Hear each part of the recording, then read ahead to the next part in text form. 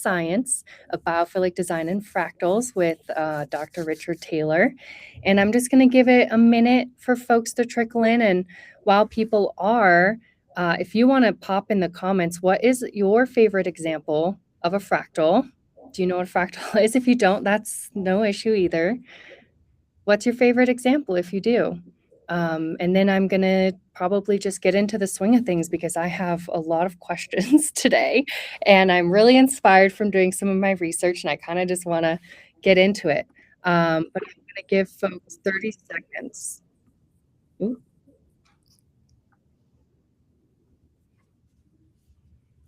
Right. And I see we're live on LinkedIn. Perfect. Great. So I'm going to keep us chugging along here. And again, if you're just joining, put in the comments, what is your favorite example of a fractal? That would just be really great to see. And throughout this whole time, feel free to add your questions in the chat. We're going to do our best to respond to them live and hopefully have a little bit of time for questions and answers at the end. And if not, we'll do our best to follow up after the event. This will be recorded and I will share it with everybody. And I'm going to share also a couple of slides. I think, I'm a visual person and we're talking about fractals, which are visually beautiful. So we have a couple of slides, but there's tons and tons and tons out there and resources and work that I will be sure to share after the event as well. So y'all can do your own deep dives and research and have fun. So for me personally, I was really excited about this because fractals are just absolutely amazing and fascinating to me. I find that it also just has a lot of amazing data and maths and physics behind it too. Behind all of that beauty, there's that underlying complexity, and I've just always found that so fascinating. For example, there's this one fact that if you look at a specific pattern from nature, just for 10 seconds, it can reduce your physiological stress by up to 60%. And that's incredible. That's an incredible stat, especially considering that humans generally spend around 90% of our time indoors in this modern architectural boxes that usually strips away some of that beautiful complexity and natural geometries that our brains have spent 600 million plus years evolving to process. And so I'm really excited to introduce Dr. Richard Taylor to discuss how we can build spaces that actively heal, referring back to that physiological stress level reduction of 60%. He is a professor of physics, psychology, and art at the University of Oregon, and he has groundbreaking work that spans from authenticating Jackson Pollock paintings to developing bionic eyes to cure blindness. He is also the driving scientific force behind Fractal Fluency and Biophilic design. So what has he not done? But Richard, thank you so much for joining us today. Thank you, Anna. It's an honor, and you can probably tell I'm a big fan of fractals as well. So I'm looking forward to chatting to you for the next hour. Amazing. And then just to quickly introduce myself, because I realized I haven't. So I'm Alexandra Bowen, and I'm the founder of the Biophilic design community here on LinkedIn. I started this over a decade ago when I was in architecture school at CU Boulder, and I'm here in Colorado right now, and it's a beautiful rainy day. We need the rain. Ward off the fires this summer, hopefully. And we do a lot of these type of events. So please, join our community and feel free to suggest people that you would love to see in the future. All right, let's get into it. So your primary day job right now is developing bionic eyes, if I understood that correctly. That's incredible. So you're reverse engineering human vision. And that just requires such a profound understanding of our biology. And so what's kind of your personal philosophy on what it means to build for a healthy habitat and just what's all of that work going in behind developing bionic eyes, especially because, human vision has evolved, to process and take in nature. Loved it. Yeah, I mean, I got interested in bionic eyes when I was a little kid. There was a TV program called The $6 Million Man, and he was an astronaut who got into a crash and they had to rebuild him. And in those days, they thought that $6 million would be enough to rebuild somebody. But one of the things he got was this bionic eye. And I just loved this whole idea of sort of inserting this hybrid system that was part sort of bioengineering and part human. And this was in the 1970s, but it was based around about now. And they assumed that by now we would have a bionic eye, that we would have this capability of where even the artificial eye would be superior to the natural version. And here we are today, and we've not achieved that.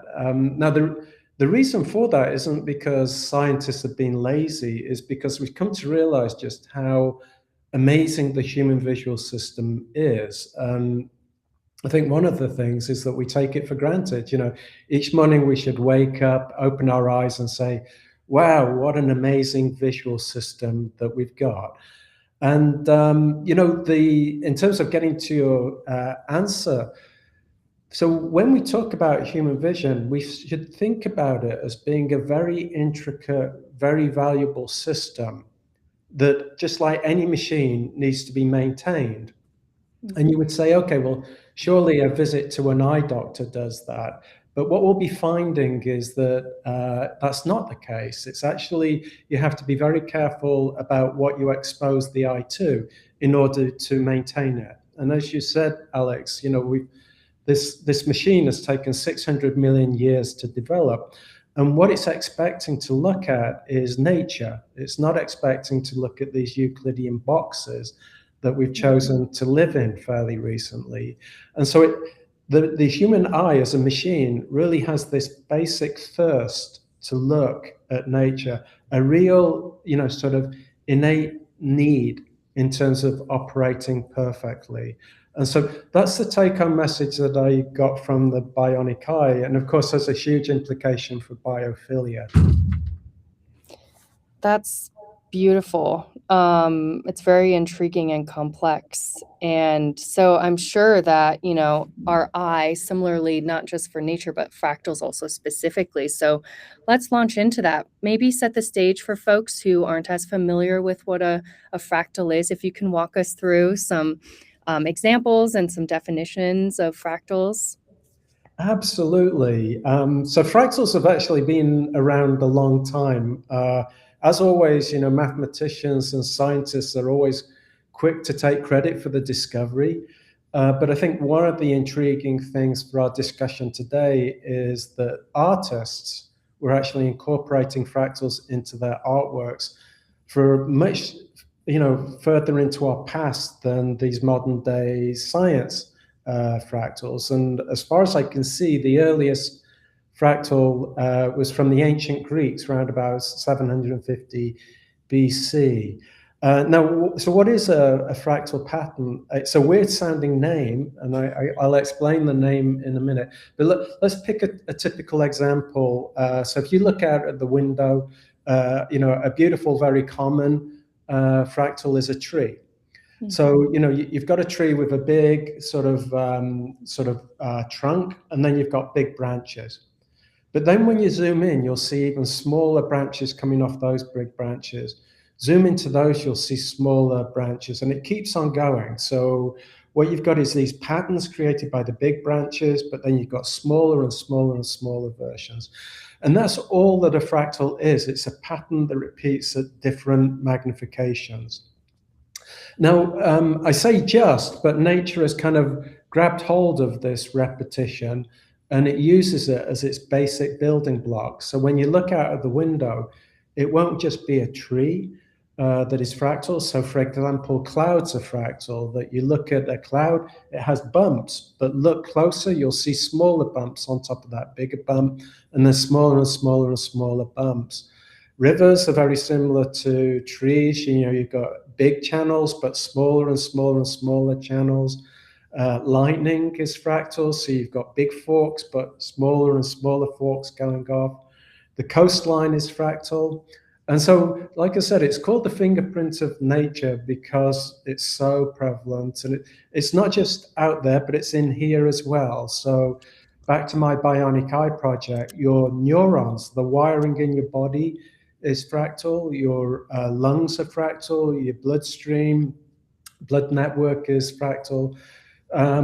Go beyond the planet, the distribution of the stars in the night sky, a fractal. So it really is nature's fingerprint. And it's a very simple idea, and we can get into why has nature kind of gravitated to this idea. But yeah, it's an amazing sort of fingerprint of nature. I probably should have asked you what isn't a fractal. That's right. It almost seems a sort of conspiracy theory when you start to look for them, because they seem to be everywhere. And, I get that question quite a lot. Well, why fractal? But nature actually asks the opposite. It asks, well, why not fractal? It's only humanity that has decided to kind of gravitate to a specific range of size scales. And nature doesn't do that. It's far more decadent. It just thinks, well, why would I stick to a particular size scale? So it carries on with its plan and repeats things at many different sizes. Oh, that's so beautiful. Kind of got goosebumps there. That's amazing. So getting into a little bit more of the nitty gritty then, I think you describe, I mean, there's multiple types of fractals, but there's an exact fractal and a statistical fractal. And I want to talk about Jackson Pollock and then, how your research helped authenticate a Pollock painting using those two types of fractals. That's right. So there are two families of fractals, and one is a bit more obvious to spot than another. So all fractals repeat at different size scales. The ones that the mathematicians started off with were a lot more simple, and they're referred to as exact fractals. And the reason why is because with exact fractals, the pattern repeats precisely, exactly at different magnifications. Now, with nature, as we all know, there's a lot more randomness in nature, and that disrupts the exact repetition. And the consequences is that the natural fractals just look similar at different size scales. So those are often referred to as self-similar fractals. And what's happening is the statistical properties, the general properties are repeating. So, a lot of mathematicians will refer to those as statistical fractals. So Pollock's work, just like nature, are statistical fractals. They just look similar at different size scales. And I think the key thing in terms of vision is that exact fractals are very easy to spot consciously. You can see them in front of you. But the statistical ones we sense more on a subconscious level. And those are the ones that we've become familiar with over the 600 million years. So when you look at those 6 examples in front of you, 5 of them they're all statistical fractals. 5 of them are from nature, and then the one that's surrounded by red is one of Jackson Pollock's paintings. So, you can't see the exact repetition consciously when you go looking for them, but on a subconscious level, all of these automatic processes that we'll be talking about are triggered. And so on a unconscious level, we're built to actually recognize that sort of texture. And I think you can sense by looking at those that they've all got a similar aesthetic quality. And what's driving that is the statistical fractal. That makes sense because, when I look at that, I'm like, where's the fractal? But like you said, it's more subconscious. Yeah. And the amazing thing about these processes that we'll be talking about is that they get triggered in milliseconds. So you start to get the positive effects of them well before intellectually you even realize what you're looking at. Wow, that's very fascinating. Did you use a software to analyze some of this, or was this done by you looking at it, or? Well, I first looked at a Jackson Pollock image when I was about 9 years old, and I was at school, and a teacher brought in a little box of old secondhand books, and I pulled this book out, and I opened the pages, and it was one of those super boring books. It was all in black and white. It was old. The paper had turned yellow. And I flipped to this page and I saw this image, and I thought, as a little 9-year-old, I thought, wow, what is that? And later on, it turned out that, as I became, took some art lessons and whatever, I started to hear all about this great artist called Jackson Pollock. But it was in the 1980s, when there was a big computer revolution. And that's when I did my PhD in physics. And so fractals were all around because suddenly everyone had these computers where they could do things with fractals. And so, I was lucky to coincide with that era. And then at some point, I could never decide between art and science. So I did a physics PhD, but I was really, really wanted to do art as well. And so I went to art school soon after that. And, I brought all my sort of computer software that I've been using during my PhD with me. And that's when I became fascinated with Jackson Pollock and applied that software to his artworks. Wow. You're gonna have to send me a link so I can send it out of any art that you've created. I would love to see that. I mean, one thing, I loved art school, and one thing that they made us do as a special test is they would drive us out in a coach and sort of dump us in the countryside, and as a challenge, just say, "Hey, you've got to capture something about nature." And on the day that they did this to us, we drove up to these very bleak moors in the north of England, and it was raining and the wind was blowing, and we all got our sketchbooks out, and the wind would blow the sketchbooks away. And so we knew that, traditional art wouldn't cut it. And so I built this huge wooden pendulum. The storm was so big that it had blown down branches of trees. And so I used all of these branches and assembled this big pendulum. And I put a sail out of some cloth on the top end of it. And the wind would buffer it around. And then I stuck some paints on the bottom. And so as the wind was knocking the top part of the pendulum, that motion would transfer to the bottom bit. And so this sort of device painted the wind patterns. And later on, I found that wind patterns are actually fractal. You've got big swirls and smaller swirls. And so I just looked at this pattern that it created, and it just looked like a Jackson Pollock painting.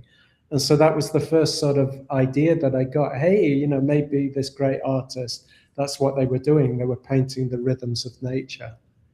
Wow, that is a beautiful story. That's incredible. I know one thing about Pollock is that he achieves like true randomness, right? And that can be really hard for even AI models and software models to achieve. Yeah, and the amazing thing about Pollock, I think, is, well, lots of amazing things, So what he used to do is roll the canvas out on the floor of his studio, and then he'd pour paint from, a can or whatever. So he literally painted in the air and somehow knew how all of that paint in the air would condense onto the canvas. So quite an amazing process. But I think the biggest thing, if we think back, this was well before the 1980s and the computer revolution. So he was painting fractals subconsciously in the 1950s, 30 years before any of these mathematical tools came along. And he did it by a physiological balance mechanism that, when you go off balance and you start to sway and you have big sways and smaller sways mixed in, that is actually a fractal pattern. And so a bit like my, wind machine, he was kind of capturing his balance motions on the canvas. And as you said, randomness was mixed in.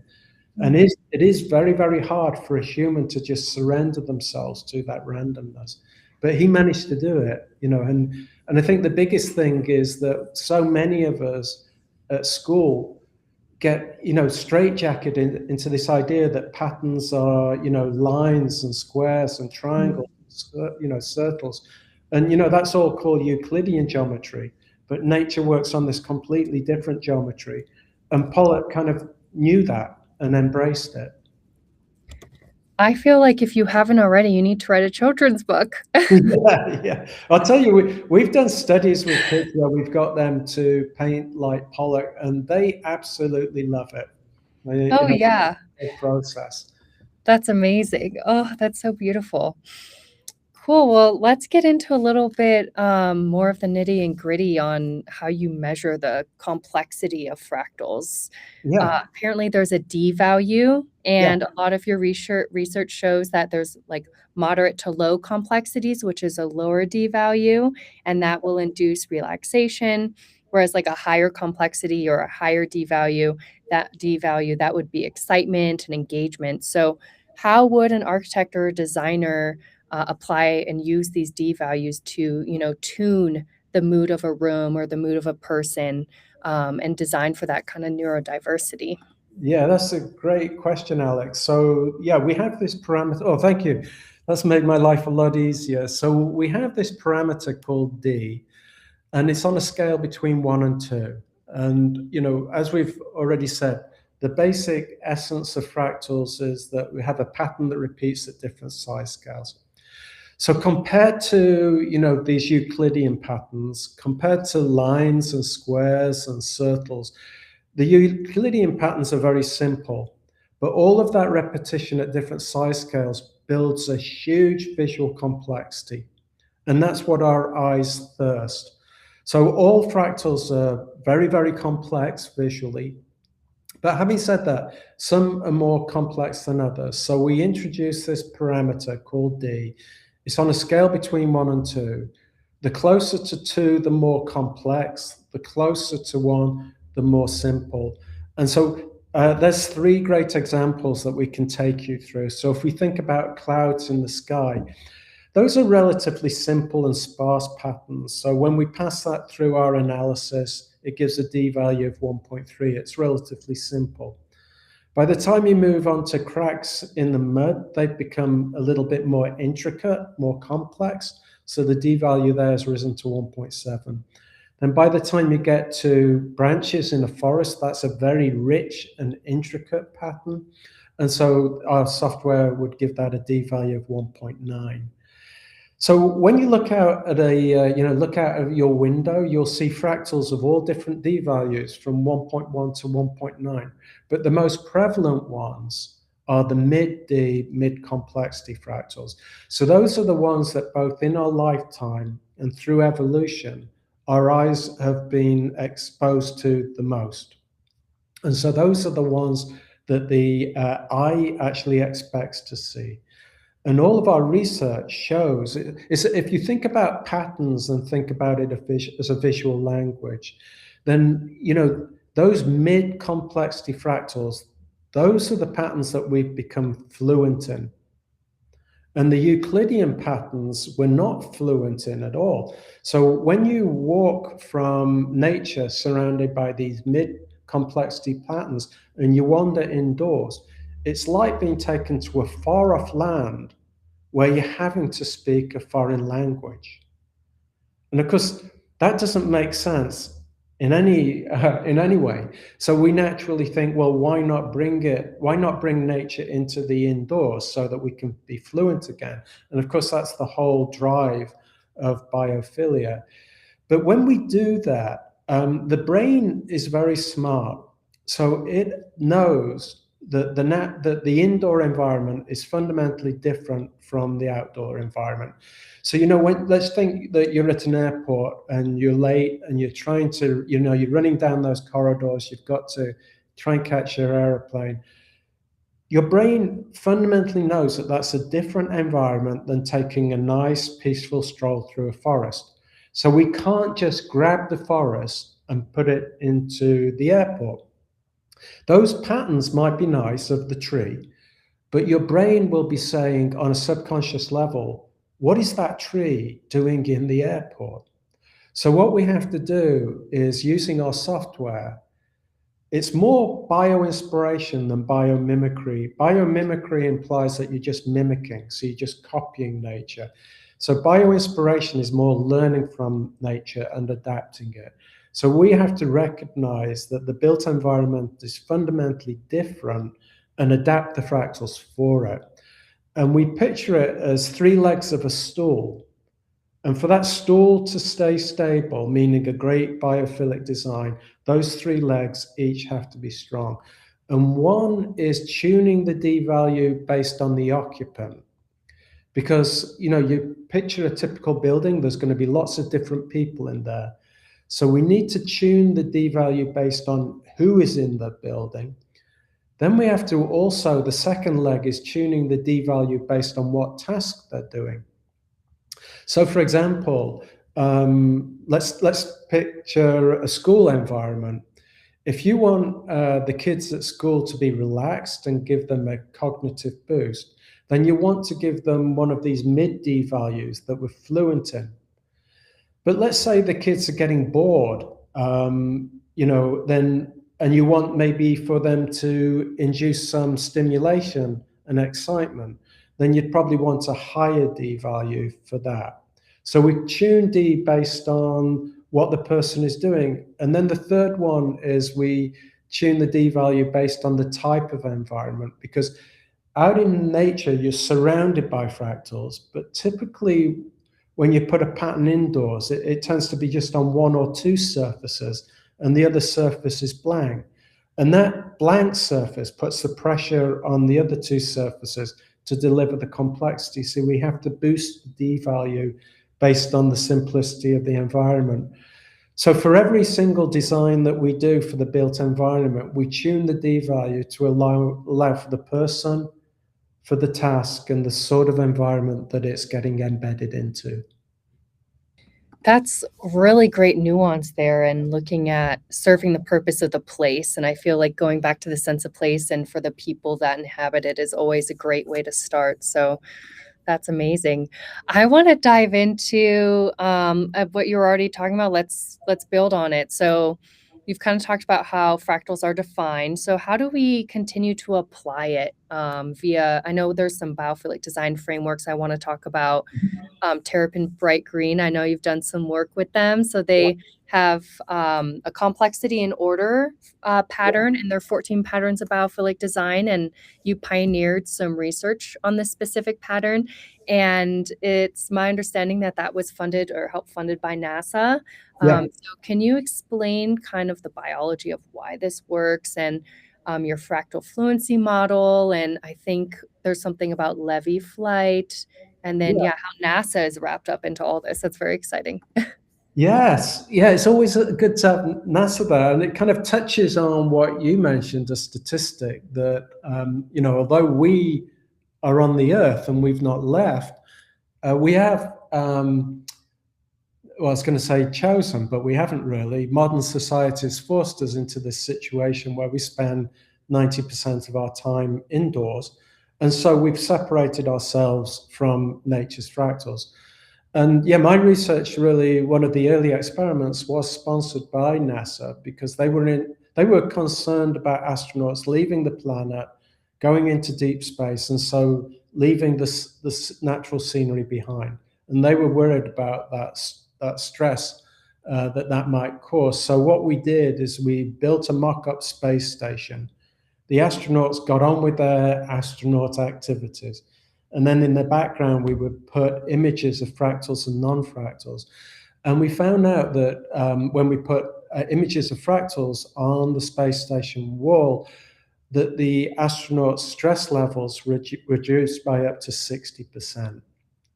And so, good news for the astronauts, but good news for us as well, because although we've not left the planet, we have separated ourselves off.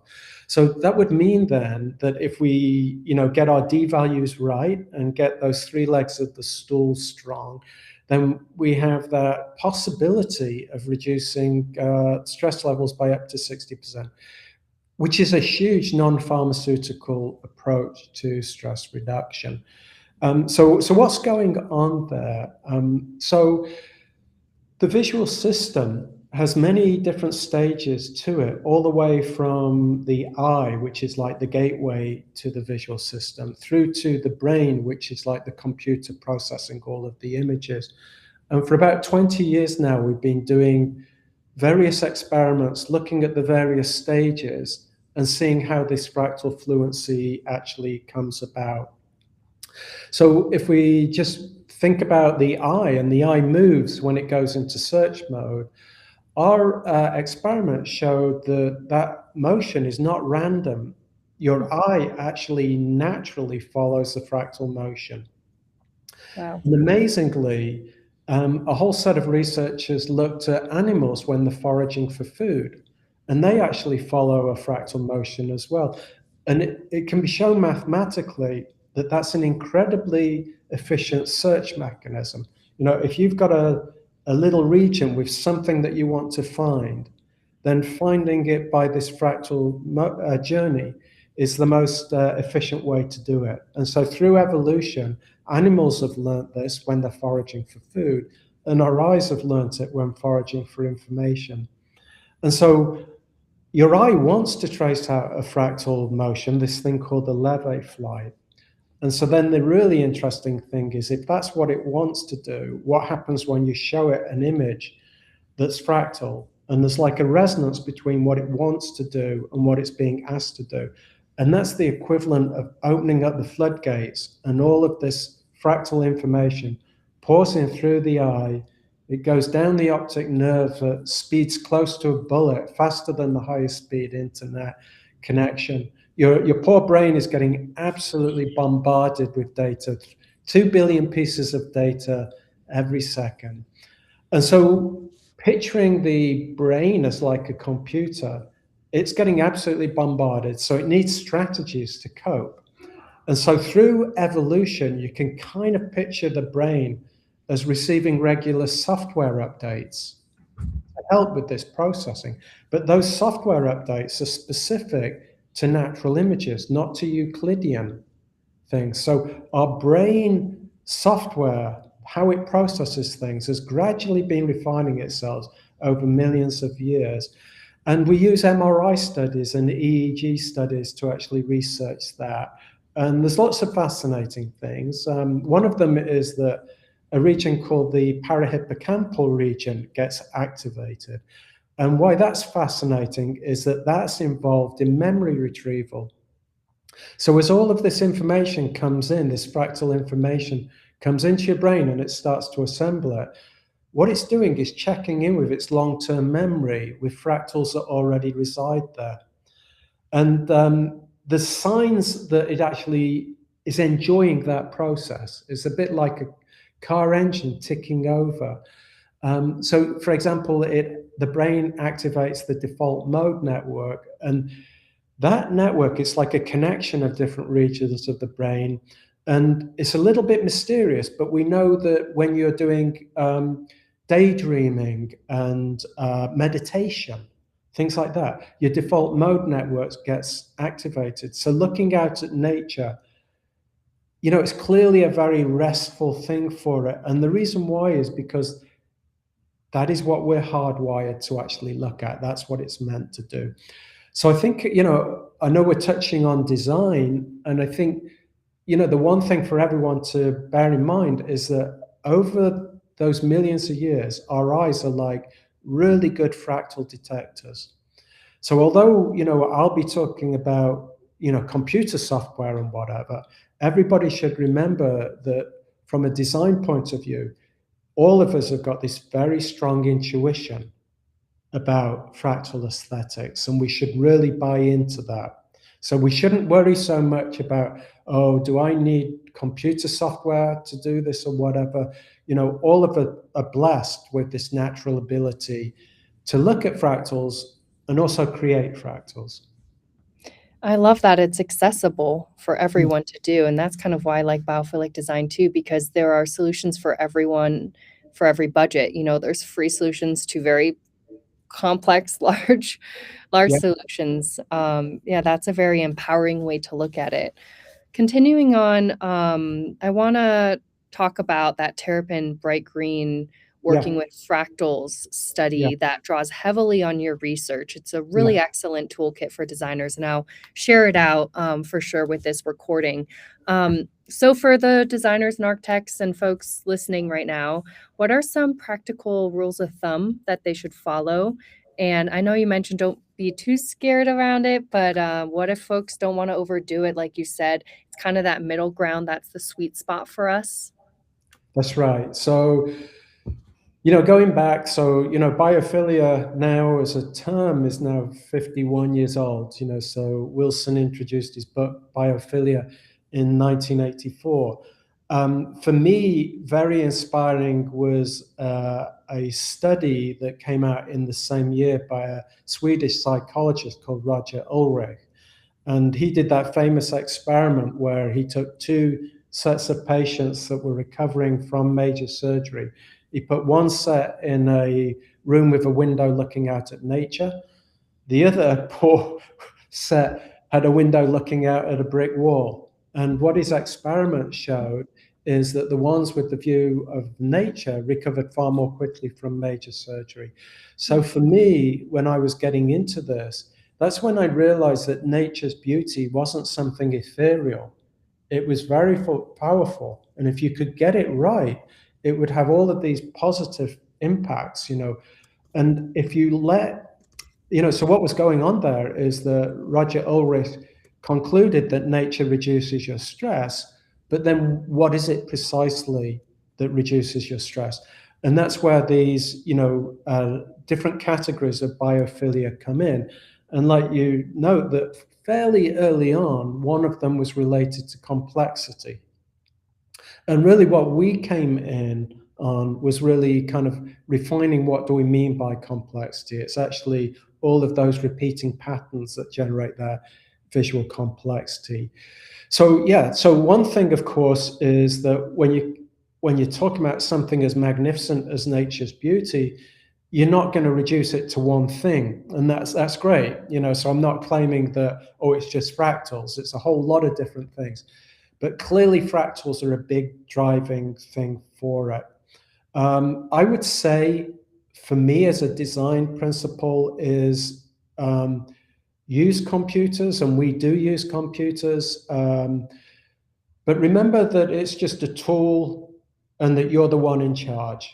You know, so even today I work with, you know, we formed this thing called Science Design Lab, where I collaborate with two Austrian designers, Martin and Anna Lejak of 13 and 9 Design. We have to use computers to carefully tune those D values of that stool. But always our designs start at the human stage. You know, that we will start a design by literally drawing it on a napkin. And then we figure out how the computer is going to help us realize it. So we never let the computer do the design work. And going back to the 1980s, when, you know, the computer programs first came along, and there were all these famous posters came out of mathematical fractals, and they were all really awful, you know, because they were essentially just mathematicians, you know, using equations. And you really need that art science balance. And they didn't have that, you know, so you really need the human element to it. And so we're always very clear that it's a human design, and we're using computers to actually help us in it. The second thing I'd say is collaboration. You know, we've got this art science collaboration, but then when we work with various manufacturers, they become a very active part of our design process, because a pattern might look great on a computer screen, but as you bring it into a carpet design or a ceiling design or a wallpaper design, those all have physical restrictions, and that alters your design. So, you know, we kind of go round and round and round until we've got it right. You know, and sometimes we drive each other crazy. But yeah, it's all to do with collaboration, and it's a very human story. Yeah, let's keep going with that collaboration. You collaborated to create a bunch of products. One I would love to talk about is Mohawk Group's relaxing floors, or the textiles. And I know you use different methods. There's like a growing fractal method and a morphing fractal. Yeah. Can you walk us through, you know, some approaches and how designers can leverage and apply them? Yeah, so you just mentioned the two basic designs, and they're very interesting. So with morphing designs, what we do is, in essence, we steal things from nature. So we take high resolution photographs of nature, we feed that into our computer programs, And then the computer morphs it to adjust the D value, because we know we can't just grab nature and put it into the environment. So the computer just tunes it based on the need. So in a way, the morphing fractals are creating fractals that nature just didn't get round to. Then with the growing fractals, those really start from scratch. They use computer programs to actually generate things from scratch. So we actually choose our own little starting patterns and then gradually replicate them. So they look a lot more abstract. And so we have these two different versions, and both are kind of successful in their own way. So companies like Mohawk have used both types. And, then I mentioned the manufacturing side of things. So with Mohawk, one of the big challenges there was that we designed the patterns and we'd got the D values correct. And then pretty close to the launch, they came to us and said, but to keep the cost down, these are going to be available in tiles. So they said, what we're going to do is we cut your pattern up into these little subtiles. And then when they get installed in the building, they just got randomly put in. So we had to prove that no matter what random arrangement, the D value would be preserved and that these positive effects would come through. And so it's little things like that where I mentioned collaboration and adaptation. It's one thing to design things on a screen. It's another thing for them to work in the actual room. Yeah, that sounds very complex. Well, wonderful. I know you're talking about, starting a design always with the human and then seeing how the computer can help. I just kept thinking about AI the whole time you were saying that. Yes, absolutely. And we will, we've got AI capabilities, and, in actually all of the projects. What the thing about the AI is it's only as smart as the things that it gets exposed to. So it should always be a tool that you're in control of, and then you're going to be fine. So we are going to start incorporating little bits of AI into the process, but it will always be driven by the human in terms of the basic decisions. It's a absolutely great approach. Yeah, I can't argue with that. Yeah, I mean that we are humans, and I think that we do appreciate the human touch. Even when you look at artworks, very geometric artworks like Mondrian's, lines. When you zoom in close, you'll see that he put little wobbles in deliberately. There's a little trace of human activity, and it's that human bonding. So actually, one of the biggest sort of interesting things when I first did the computer analysis of Pollock's work, which was in the late 90s. Some people found it very controversial. They said, well, why are you using a computer to understand Jackson Pollock when artwork is designed to be looked at by humans? And today, of course, we use computers for everything now, so we're used to it. But in those days, it wasn't quite as clear. Why are you doing this? And I think that that's really important to remember, that a big part of art and design and architecture is as a connection between human beings. And I think with biophilia, for me, the most exciting thing is that it's touching on humanity. And prior to Wilson's work of 1984, there was a famous architect called Christopher Alexander, who was a Stanford professor, and he really promoted what he calls human-focused design.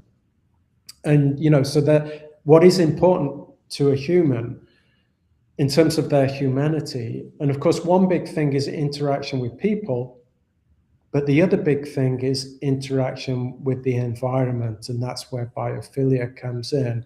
And if we look at our evolution, how our ancestors interacted with the natural environment was just as important to them as how they interacted with each other.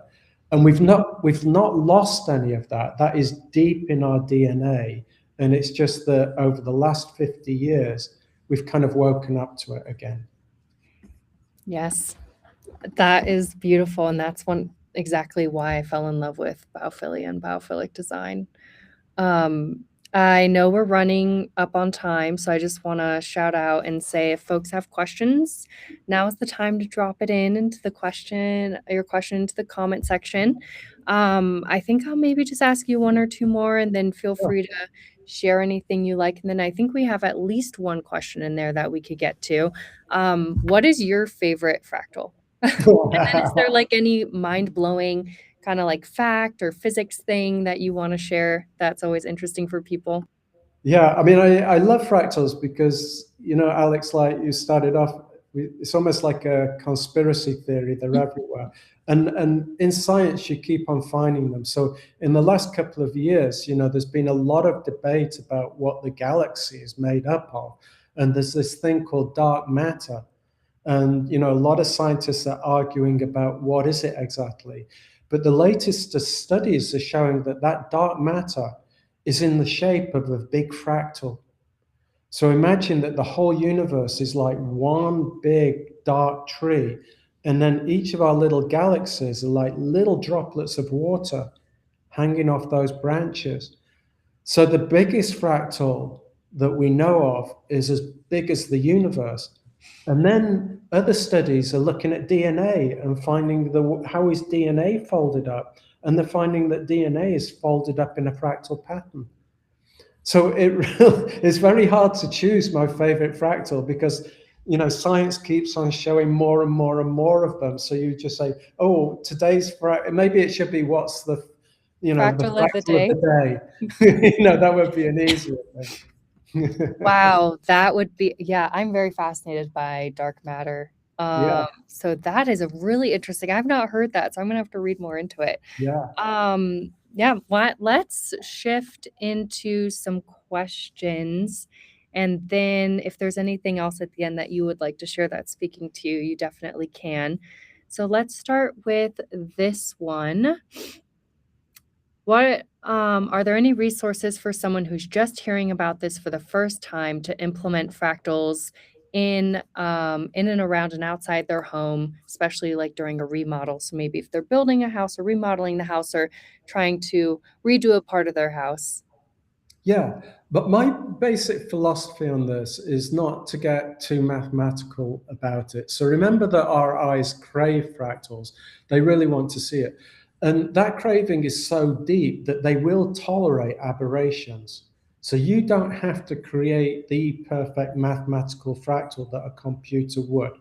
Mm. So as long as you're creating sort of, pick a motif and repeat it at different size scales, your eye will work with you. It wants to look for these fractals, and it wants to, your body naturally, as a survival mechanism, wants to trigger all of these positive physiological effects. So I would really, one, go with your own tuition and just think about simple, cost effective ways that you can repeat that motif at different magnifications. Mm. Yeah, that's great. They could probably take a picture of something in their natural environment or locally to them and then extrapolate that or turn that into something for a little bit more sense of place. Yeah, yeah. Make your own fractal. Yeah, do it yourself. Philosophical question. Curious on your thoughts about how humans became disconnected from nature and are no longer a part of nature, and key ways we can become part of nature again. Yeah, and I don't think there's anything evil about our development. I think it was all inevitable. You can probably, why not blame the Brits and the Industrial Revolution? So at one point, obviously, if you think about our ancestors, we had to survive. We wanted to create environments that were safer for us, that kept us out of the rain. And so practically, you're going to go for the most simple solution. So although today I've been knocking Euclidean designs, they are very simple and they're very practical. But I think that somewhere down the line, we lost respect for nature. I think that we started as a race to think that we could do things better than nature and that we should stamp our Euclidean designs onto nature. And that was a mistake. And we're pulling out of that era now, because there's lots of examples where nature has got it right. And so rather than stamping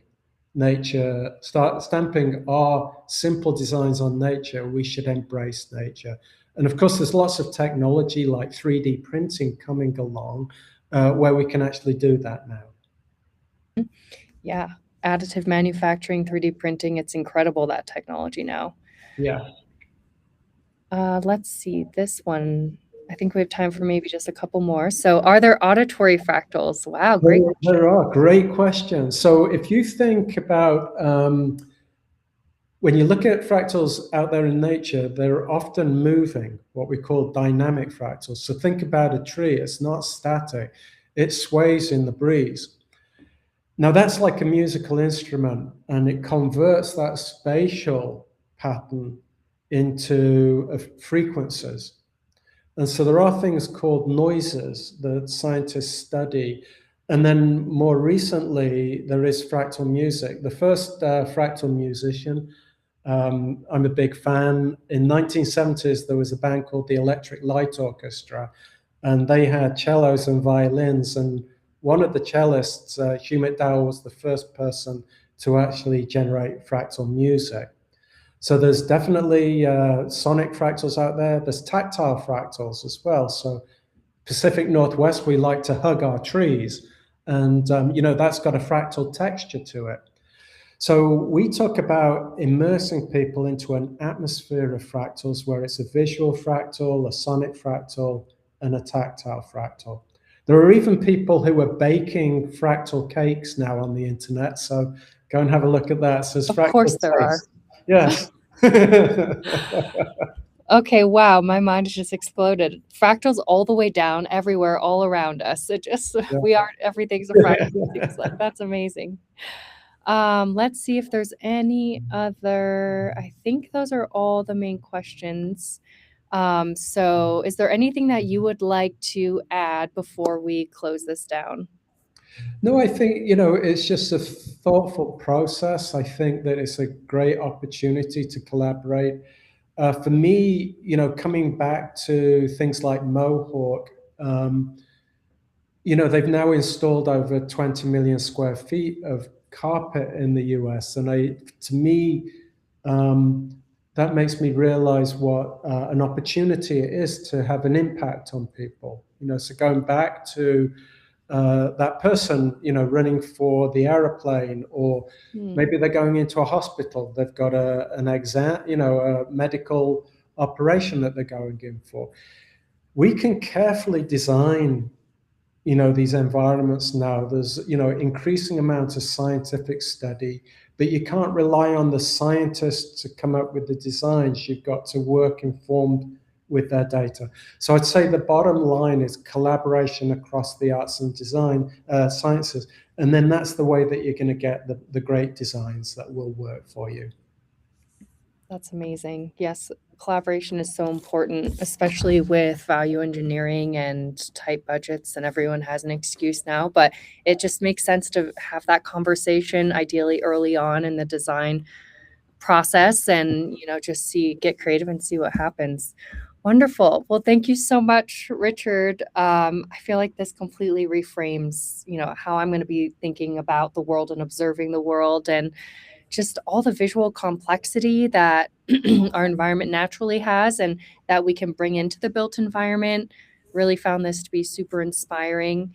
And now I have a new 600 million year old fractal friend, which I'm excited about. And biophilic design is really perfect. And it really shows us that bringing fractals indoors and leveraging nature into our designs is like a biological and moral imperative. And it helps, prevent stress and sensory deprivation and all sorts of things. So there's really no reason why we shouldn't. But yeah, thank you again for your time. Thank you everyone for your questions. Again, this will be recorded and I'll share this out and a bunch of resources for everyone to do a deep dive into all the wonderful work that he's been doing. And thank you so much again. Thank you, Alex.